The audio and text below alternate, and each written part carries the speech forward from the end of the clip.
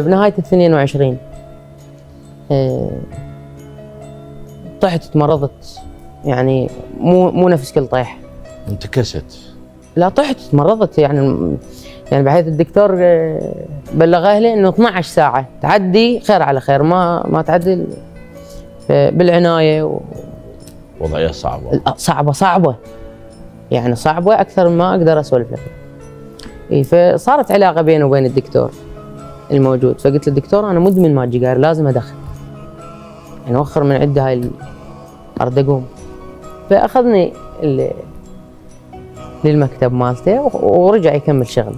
فصار عندي فضول من أكمل الجيجارة ما أرجع للسدية مالتي، إنه أفتح الباب شوف وياهم أخوتي موجود.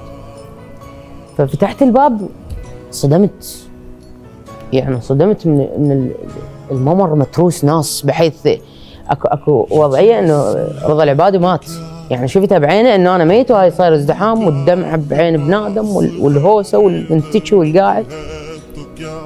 هنا صدق حسيت روح انا مريض، لان انا كنت امشي اقوم واتمشى وما احتاج واحد يسندني. هنا حسيت بالخطر اللي انا فيه. فقبل سديت الباب رجعت لسد، فكتبت ورا ما شافيت وكذا. لا هو الدخول طلع عندي بالسديه. بس النوب كملتها ورا ما. فقلت معقوله خلصت بعد. ووجههم ذاك الحلو تكفى تجاعيده. انا ادري خوت الزلم لازم شخص ينتفض قوه على ابو المقبره يفرغصنا مني.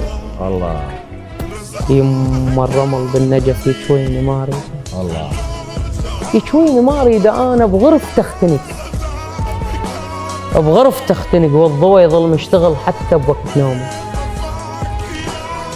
يا روحي كانها قضت والوحدك بالقبر، ما حد بقلبه رحم لي يصيح لي تقول. اوه.